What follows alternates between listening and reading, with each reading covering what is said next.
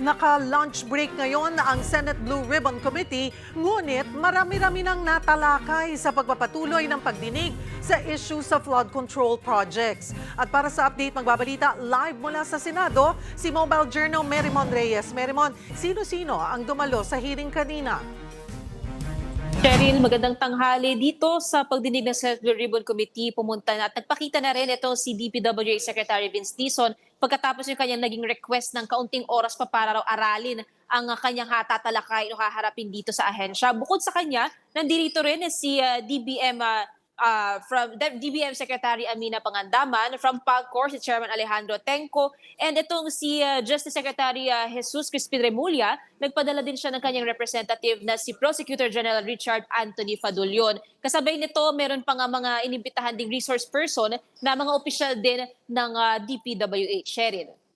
So paano tumakbo ang hearing so far? Magmula kaninang alas 9 ng umaga?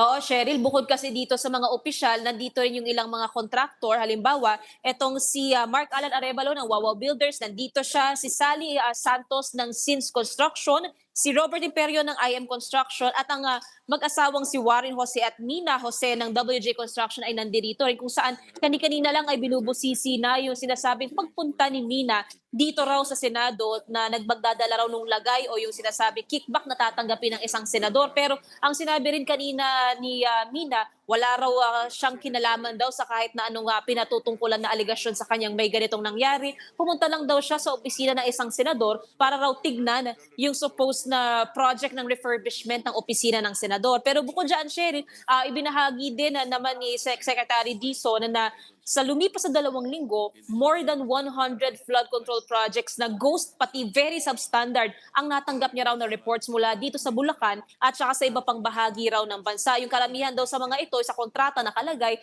sa loob daw ng taon matatapos ang proyekto, pero within months nababayaran na raw ang mga kontratista. Cheryl, narito ang bahagi ng palitan ni Senator Erwin Tulfo at Secretary Dizon. Tingin ko po, ito pong mga CPES na ito at iba pang mga safeguards at iba pang mga dapat gawin ng ahensya ay hindi po ginagawa. Hindi lang po bad performance ang hindi na-monitor at hindi na-actionan. In fact, marami po tayong nakita no performance at all. Miraculously, natapos po kuno itong mga proyektong to at nabayaran po itong ibang mga contractor dito within months. Alright. Sign po ito nitong mga ibang nandito ngayon. Actually, Mr. Chair, sa Bulacan, sa First District, araw lang po ang binibilang eh. At nababayaran po ang kontraktor. Cheryl, kasunod niyan, plano rin ng DPWH na magbukas na rin ang kanilang transparency portal na maglalaman ng current status ng investigasyon nila, maging yung mga reported na flood control projects at yung mga proponent at mga nasasangkot na opisyal dito. Cheryl. Na-cite in contempt daw ang contractor na si Curly Discaya. Ano ang dahilan? Cheryl, bukod kasi sa una nating nabanggit na mga kontraktor, inaasahan din ang mag-asawang Sara at Pacifico Curly Discaya na pupunta rin sa pagdinig. Pero kanina, nandito lang si Curly at nang matanong siya kung bakit wala ang kanyang asawang si Sara sa pagdinig, sabi niya, meron daw medical condition o parang may heart condition daw itong si Sara. Yun nga lang, sa naging letter naman sa kasulatan ni Sara sa komite na binasa nila, ang sinasabing rason ni Sara kaya hindi raw siya makakapunta dahil meron siyang company meeting na hindi raw maaaring makansela ngayong araw. Kaya dito na nagkaroon ng init ng ulo mula sa mga senador dahil sa tila pagsisinungaling daw ni Curly sa naturang absence ng kanyang asawa. Cheryl. Ano daw ang sabi ni Curly Discaya? Bakit nga magkaiba sila ng rason? Mag-asawa naman sila. Cheryl, ang nung natanong pa nga ulit, ano raw bang medical condition yung pinatutungkwal ni Curly, ang nasabi niya naman nung pangalawang tanong, parang may history daw ng diabetes, pero sabi ni Senadora Risa, magkaiba ang heart condition, medical condition sa diabetes, kaya parang hindi raw ba sila nag-usap ng mag-asawa. Kaya naman, Cheryl, sa ngayon, ang napag-usapan ng komite dito, mag-i-issue sila ng show cause order dito kay Sara para magpaliwanag sa kanyang absence, and para naman dito kay Curly, cited in contempt na siya, Cheryl. May nabanggit din kanina si Senator Raffy Tulfo na mga dokumento laban sa mga Diskaya. Napag-usapan na ba ito? So far, Cheryl, kasi dumadaan pa lang yung ilang rounds ng mga senador sa kanilang pagtatanong. At currently kasi ang topic is nandito kay Mina, Mina Jose from WJ Construction. So baka, Cheryl, sa mga susunod na round ng questioning ng mga senador, mabubuksan nila to kasi yan sinasabi nga, kung itong mga ito ay hindi raw magsasabi ng totoo, meron daw silang mga dokumento o mga ebidensya para patunayan kung tunay nga ba ang mga alegasyon ng mga ito o nagsisinungaling ang mga kontratista. Cheryl. At nabanggit mo nga, Mary Mon, dumalo rin yung ilang dating DPWH officials at iba pang contractors na interview na ba ito? Natanong na ba? Ano na yung mga nabusisi sa kanila?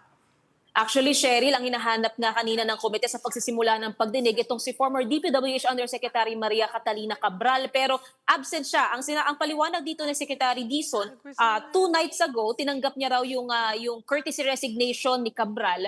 Pero nililinaw niya na hindi nga raw maaari itong gamiting excuse ni Cabral para hindi dumalo. Kaya going back, ito kasing si Cabral nasasangkot siya doon sa naturang national budget insertions for 2026. Kaya naman ang pagdesisyonan din dyan ng komite, i-issuehan na siya ng subpoena para dumalo sa mga susunod na pagdidal. Hindi raw excuse dahil kahit daw resigned na siya from her post as DPWH Undersecretary, hindi raw siya excused para makapagpaliwanag sa pagdinig. Cheryl.